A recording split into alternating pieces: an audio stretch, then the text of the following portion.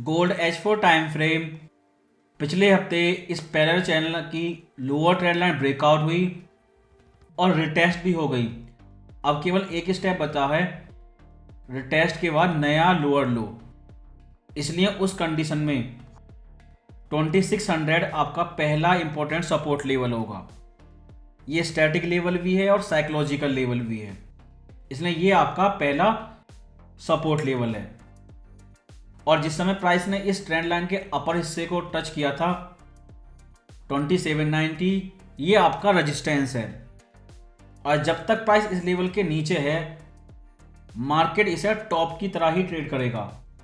Breakout हो जाए बाद में अलग कंडीशन है, लेकिन उससे पहले टॉप की तरह ट्रेड करेगा और गोल्ड के लिए बेरिश साइन है। और पिछले हफ्ते इन सारी न्यूज़ के बाद जैसा वार्निंग दिया था, जैसे ही इलेक्शन का रिजल्ट आया, गोल्ड ने $100 वर्टिकल डंप किया, क्योंकि उस समय उम्मीद थी कि इलेक्शन रिजल्ट को लेके या तो बाइडेन और ट्रंप ये कुछ करें या वोटर कुछ करें, लेकिन कुछ ऐसा हुआ नहीं। सब कुछ पीसफुली हो चुका है, और जिसकी वजह से जो केओस सिविल वार को लेके जो हैजिंग हुई थी वो इंस्टेंटली अनवाइंड हुई। लेकिन इस एक्शन के बाद अब आपकी दो न्यूज़, पहली रेट कट और दूसरा इलेक्शन, इन दो न्यूज़ के by the rumour cell the news effect start हो चुका है, क्योंकि मार्केट ने हाई इलेक्शन रिजल्ट से पहले बनाया और उसके बाद फिर दोबारा नीचे गया। अगर by the rumour cell the news trigger हुआ है इलेक्शन के बाद, तो ये साइन पहले ही विजिबल था, और हो सकता है आने वाले हफ्ते में भी ये चीज़ फिर से देखने को मिले। इसलिए उस कंडीशन में 2600 अगर आपका पहला शॉर्ट टर्म सपोर्ट लेवल है इंटरडे स्कैल्पर के लिए, H1 टाइम फ्रेम के लिए, तो ये सपोर्ट जोन 2480 ये आपका मोस्ट इंपॉर्टेंट सपोर्ट लेवल है। प्राइस कितना भी नीचे जाए, कितना भी सेल ऑफ आए, लॉन्ग टर्म इस सपोर्ट लेवल फोकस करें, इस पे आगे प्राइस को रुकना ही होगा। इसलिए केवल एक ही सपोर्ट लेवल है शॉर्ट टर्म 2600, और अपर पार्ट ये गोल्ड के लिए बेरिश है। अगर डेली चार्ट को और ज़्यादा ध्यान से देखें, आप देख सकते हैं कि RSI लगभग उसी प्लेस पे जा चुकी है जब प्राइस 2300 लेवल के पास में ट्रेड कर रहा था। इसलिए प्राइस को देखकर ऐसा नहीं लगता, लेकिन RSI की तुलना में गोल्ड इस समय बहुत ज़्यादा ओवरसोल्ड है। इसलिए ये कहना अभी बहुत जल्दी है कि टॉप बना है, रिवर्सल हुआ है या नहीं, लेकिन ये चीज़ आप कंफर्म बोल सकते हैं कि गोल्ड में जो करेक्शन होना था, जिसकी सब इंतजार कर रहे थे, वो करेक्शन स्टार्ट हो चुका है। वो करेक्शन पहले की तरह साइडवे रेंज होगा, या ट्रायंगल चार्ट पैटर्न होगा, या शार्प जिगजैग करेक्शन होगा, ये आने वाले समय पता चलेगा, लेकिन करेक्शन स्टार्ट हो चुका है। अगर इस हफ्ते की न्यूज़ देखें तो 12 नवंबर को, क्योंकि FOMC ब्लैकआउट खत्म हो चुका है, इसलिए 1 बाय 1 सारे FOMC मेंबर स्पीच देंगे। इस हफ्ते आप मिनी FOMC के रूप में देख सकते हैं। 13 तारीख को CPI न्यूज़ आएगी। पिछले हफ्ते पावेल ने स्पीच में बोल दिया है, इन्फ्लेशन और ज़्यादा नीचे भी जाती है तो ये भी एक प्रॉब्लम है। इसलिए अगर इन्फ्लेशन CPI नंबर इस हफ्ते कम आए या ज़्यादा आए, इससे क्या फ़र्क पड़ता है? दोनों ही कंडीशन में गोल्ड के लिए इंटरडे वेरी सही है। और CPI न्यूज़ के बाद अगले दिन फेड की एक और स्पीच आएगी, इसलिए CPI नंबर पे FOMC मेंबर का रिव्यू आपको इंस्टेंटली इस हफ्ते मिल जाएगा। उन्होंने एक कमेंट CPI न्यूज़ से पहले की है, एक कमेंट CPI न्यूज़ के बाद करेंगे, और इसी दिन PPI न्यूज़ भी आएगी। लास्ट फ्राइडे को आपकी रिटेल सेल है, लेकिन इस हफ्ते की सबसे बड़ी न्यूज़ CPI और उसके अगले दिन पावेल की स्पीच। ये दो सबसे बड़ी न्यूज़ हैं और सारा मार्केट एक्शन इसी पे डिपेंड करेगा। अगर मंथली चार्ट आप देखें तो ये अभी भी ओवरबाउट है, और जैसा पिछले हफ्ते बताया था, इस महीने हो सकता है गोल्ड बेरिश रहे। एक्सपेक्ट करें कि महीने की कैंडलस्टिक रेड क्लोज हो। प्राइस कितना नीचे जाएगा ये आने वाले समय में, स्पेशली इस हफ्ते फेड स्पीच के बाद पता चलेगा, लेकिन कैंडलस्टिक रेड ही क्लोज होगी।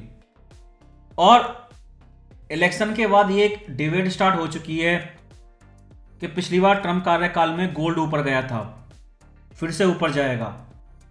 पहले ये देखें, इलेक्शन से 2 साल पहले ट्रम्प ने इकोनॉमिक बूम स्टार्ट किया था। इलेक्शन से 2 साल पहले बाइडेन ने इकोनॉमिक बूम स्टार्ट किया था, लेकिन इलेक्शन के तुरंत बाद गोल्ड नीचे रहा या साइड में रहा। इसलिए अगर गोल्ड ऊपर जाता भी है ट्रम्प के सेकंड कार्यकाल में, तो अगले इलेक्शन में अभी बहुत सारा समय है, और अगले 1 साल तक तो ये कुछ नहीं करेंगे। और इसीलिए फेड ने पिछले हफ्ते ये चीज क्लियर बोल दी, इनकी जो भी फिस्कल पॉलिसी जो इलेक्शन के बाद आएंगी, क्योंकि 20 जनवरी तक अभी भी बाइडेन प्रेसिडेंट हैं, उन्हीं के हाथ में कंट्रोल है। ट्रम्प इलेक्शन जीत चुके हैं, लेकिन किसी भी फिस्कल पॉलिसी पे साइन नहीं कर सकते अभी वो। और पावेल उस चीज को लेकर पहले ही रेडी हैं, जो भी फिस्कल पॉलिसी होगी उसके अकॉर्डिंग वो मॉनेटरी पॉलिसी एडजस्ट करेंगे, क्योंकि अगले इलेक्शन में अब पूरे 4 साल हैं, इसलिए अगले 1 साल तक किसी को भी इकोनॉमिक बूम की जरूरत नहीं है। अगर नीचे नहीं भी गया गोल्ड तो 2800 के नीचे ही रहेगा, चाहे इसी लेवल के पास में साइड में रहे, लेकिन इससे ऊपर नहीं रुक पाएगा। गोल्ड की तो फेमस न्यूज है, जिसे सभी न्यूज कंपनियां बोलती हैं, एक वॉर और दूसरा यूएस डेब्ट स्पेंडिंग।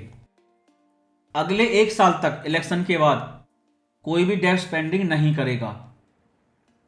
अगर कमला हैरिस इलेक्शन में जीतती तो वॉर की संभावना थी, जिससे इन्फ्लेशन और रिसेशन इन दोनों को छुपाना आसान था, लेकिन ट्रम्प इलेक्शन जीते हैं और इनके लिए तो बहुत ही आसान है, ये कुछ करेंगे भी नहीं, और जो नेगेटिव चीज होंगी उसका सारा ब्लेम वो बाइडेन पर डाल सकते हैं।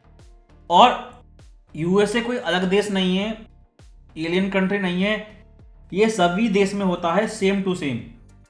इलेक्शन के कुछ साल बाद तक पिछली गवर्नमेंट पे ब्लेम किया जाता है, उसकी गलती थी।